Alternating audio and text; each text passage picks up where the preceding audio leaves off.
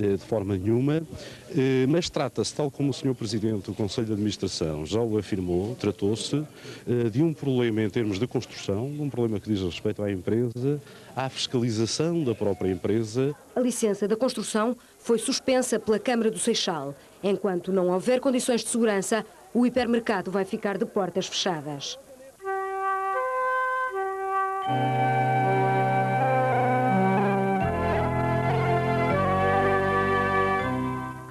A resistência timorense e o governo indonésio ensaiam hoje a sua primeira aproximação formal desde a invasão do território há 19 anos. O encontro entre Ali Alatas, o ministro dos Negócios Estrangeiros indonésio, e Ramos Horta decorre em Nova Iorque. Ramos Horta, do Conselho Nacional da Resistência MOBER, já disse que leva para a mesa das conversações um ponto único de discussão, a liberdade incondicional para Xanana Gusmão, detido há 2 anos numa prisão de Jacarta. Para o ministro português Durão Barroso, o encontro entre Alatas e Ramos Horta tem já um significado importante. É um sinal de reconhecimento da resistência pelo regime indonésio.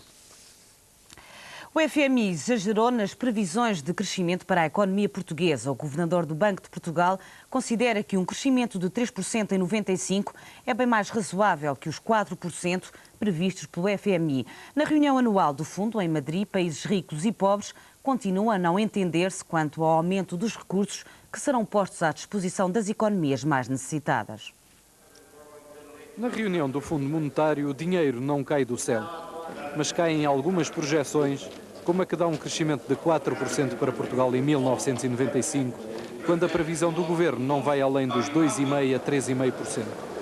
O Governador do Banco de Portugal explica as divergências. Entram em linha de conta, aliás, eles mencionam com o grande investimento que é suposto começar a funcionar durante o ano de 95, que é a Ford Volkswagen, que vai ter com certeza um impacto nas exportações. Ao fazerem isso, utilizando um modelo econométrico, com certeza, atingir os 4%. A previsão do Banco Central para o crescimento da economia é menor. Eu diria que um número à volta dos 3% será mais razoável. O crescimento é também o que preocupa os países pobres. Por isso querem um forte acréscimo dos recursos do fundo, 8 mil milhões de contos. Um aumento impensável, considera Lloyd Bentsen, secretário norte-americano do Tesouro. Menos de metade já será bom. E Hans Tietmeyer, governador do Banco Central alemão, apoia. Teremos é de estar alerta para atacar eventuais tensões inflacionistas resultantes da retoma económica nos países industrializados. Encontrar uma solução consensual para o aumento dos recursos do fundo parece, pois, ainda distante. Por isso, os mais de 2.000 jornalistas presentes nesta reunião seguem agora com atenção qual vai ser o futuro do diretor-geral do fundo depois de se ter colocado ao lado dos países pobres. Como lembrava hoje um jornal, Candécio chegou-se tanto à janela que acabou por cair. Mas como também dizia o ministro britânico das Finanças esta manhã, Kenneth Clark, não se muda um treinador apenas por perder um jogo. Nicolau Santos, a imagem é de Carlos Santos, a SIC em Madrid, com os donos do universo. O rio Voga voltou a ficar negro esta manhã quando uma descarga de uma das empresas sediadas em Severo do Voga provocou a morte a mais de 1 tonelada de peixe. A população está indignada, sobretudo porque ninguém recolheu ainda amostras de água para a necessária análise.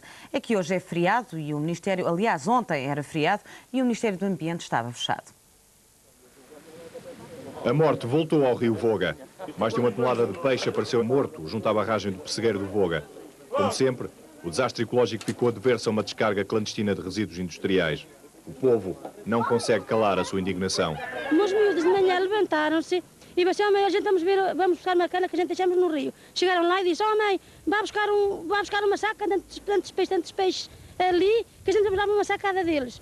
E depois eu vim chamá-los, aquilo eram sacas e sacas de peixe. Falei: não, filhos, vais-te embora que isto deve estar tudo contaminado. Chamei a GNR, para a GNR ir ver precisamente onde é que vinha essa água. Como sabe, ainda não apareceu ninguém. Tive o cuidado de tirar um garrafão de água, às porta das 11 horas. Como sabe, ainda ninguém teve esse cuidado. Não é? Já liguei para tudo quanto era sítio, para ver se sabem tomar providência. Os habitantes de Severo do Voga não têm dúvidas. O culpado pela morte de centenas de sardos, bogas e enguias está perfeitamente identificado. Isto deve ter sido uma descarga de resíduos tóxicos ou de impureza da Lacticup, que este cheiro é característico no tanque deles, toda a gente sabe, quem vai a Sanfins. Já é costume o rio vir assim o Rio Branco, mas nunca matou os peixes. Agora é que foi qualquer produto que botaram que fez matar os peixes. Como é que chama essa cooperativa? Para tiver sem fins. A Laticupa. Eles voltam meio faz descarga, o que eles contavam, como estava a chover, contavam em o rio encher para o veneno ir embora. Mas o rio acabou de chover e o rio acalmou. O veneno veio para baixo, era pois natural, que matava tudo. Mais cauteloso, o presidente da Câmara de Severo prefere não tirar conclusões sobre a identidade dos autores do atentado ecológico. Manuel Soares vai esperar pelos resultados das análises de água do rio, que só serão feitas amanhã. Mas não resiste a deixar no ar um aviso. Aquilo que os populares dizem e o facto de encontrarmos aqui a própria GNR, tudo indicia que, digamos, as suspeitas da GNR também apontam no sentido que a poluição venha desta empresa. E temos aqui o GIP e temos aqui o comandante do posto, é porque certamente alguma coisa indicia que a poluição vem aqui da Lacticup. Devido ao feriado, foi impossível ouvir a opinião dos responsáveis da Lacticup. Porém, fonte da empresa reconheceu que a descarga que matou o peixe pode ter acontecido de forma acidental, devido às fortes chuvadas que assolaram a região na terça-feira e que fizeram transbordar o tanque de tratamento primário da unidade de Severo de Voga. As autoridades suíças receiam que o número de suicidas da seita Templo do Sol possa ainda aumentar. Já há 50 mortos confirmados, mas com a continuação das operações de rescaldo nas habitações ardidas, onde foram encontrados os corpos, é provável que venham a ser encontradas mais pessoas mortas. A polícia continua à procura de uma resposta para este caso que abalou os cantões suíços de Friburgo e Valais. Os vestígios de um culto reduzidos a cinzas é o horror traduzido em 50 mortos. As vítimas estavam todas ligadas à seita do Templo do Sol, uma ligação perigosa num ritual ainda sem respostas. Toutes les hypothèses au départ sont tenues pour vraies et c'est simplement au cours de l'instruction, au cours des recherches sur place et du travail des médecins légistes qu'on va procéder à l'élimination de certaines hypothèses. Il faut aussi qu'elles se confirment. Donc d'ici plusieurs jours, on ne pourra certainement pas vous donner les faits, le déroulement des faits exacts, puisqu'on cherche actuellement encore à le comprendre. Os investigadores garantem que as mortes ocorreram na passada terça-feira e as imagens da tragédia são difíceis de esquecer. Quand on a ouvert ce qu'on a appelé nous la porte secrète, alors on a vu d'abord, on a dit ben voilà, il y a une personne, donc on a dit ah non, il y en a deux, il y en a trois, et finalement au décompte final, il y en avait 18, 19, 22, avec M. Giacobino, 23. C'est atroce. O número das vítimas pode aumentar nas próximas horas. À medida que as buscas prosseguem, as autoridades receiam que mais corpos venham a ser descobertos. Uma tragédia ainda por esclarecer.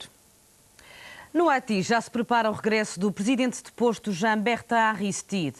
A Port-au-Prince chegaram, entretanto, cerca de 60 elementos das Nações Unidas para controlar a saída das tropas americanas e a formação de uma nova polícia haitiana. Os homens das Nações Unidas foram recebidos com grande entusiasmo. São cerca de 60 os observadores que desde ontem estão a postos para controlar o desenrolar da operação norte-americana. There's a group of about 30 people who are just arriving with us today. It's part of the advance team for UNMI. There's already 16 military observers in Haiti, as well as a couple of administrative staff. This is the rest of the team. The Security Council has mandated up to 60 people. Will be here to prepare the groundwork for the deployment of UNMI, which is probably a matter of weeks. É esta equipa que vai preparar o terreno para a substituição dos soldados norte-americanos por cerca de 6.000 capacetes azuis. No futuro, a nova polícia haitiana. A Port-au-Prince já chegaram, entretanto, mais de 250 soldados dos países vizinhos das Caraíbas que vão integrar a futura polícia do Haiti. Agora é de vez, a Monique não vai ficar no Sporting. A última reunião sobre o polémico caso teve lugar ontem em Genebra e os dois clubes que se batiam pelo jogador não conseguiram chegar a acordo. Assim, o Duisburgo ficou com o jogador que vai ter de ir para a Alemanha. A FIFA tentou, com a reunião de ontem, que os dois clubes se entendessem. No encontro anterior, a Federação Internacional de Futebol já tinha decidido que a Monique era mesmo jogador do Duisburgo. Mas como o avançado tinha manifestado vontade de ficar no Sporting, a intenção era obter um acordo entre os dois clubes. O Duisburgo estava disposto a ceder o jogador ao Sporting em troca de 640 mil contos, mas o Sporting não dava mais de 220 mil. Sendo assim, a Monique vai ter de fazer as malas e rumar à Alemanha. Milão veste-se de primavera-verão. Na passarela da cidade, os maiores costureiros italianos mostram as suas criações para 95. Ficam as propostas da Sport Max, desenhadas por Max Mara e de Laura Biagotti.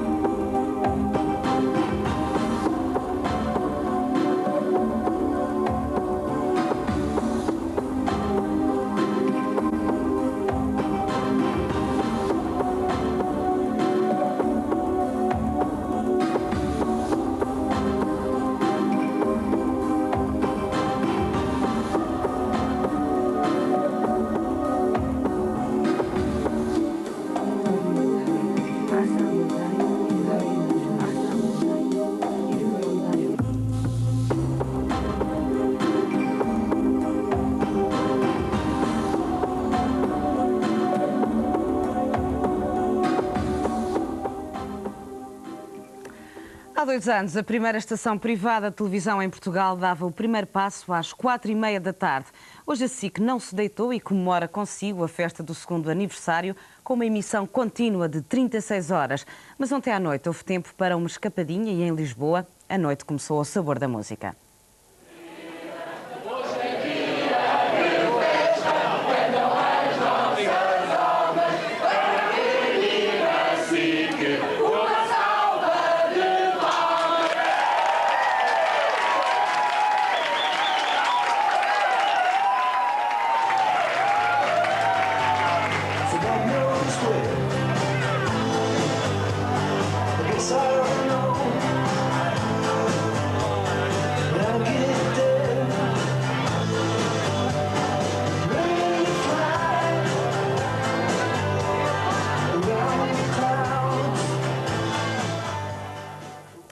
Neste 2º aniversário da SIC, madrugámos para lhe trazer bem cedo as primeiras notícias do dia. Às 13 horas, Paulo Nogueira estará aqui com o primeiro jornal. Boa tarde, bom dia e tenha um dia simpático.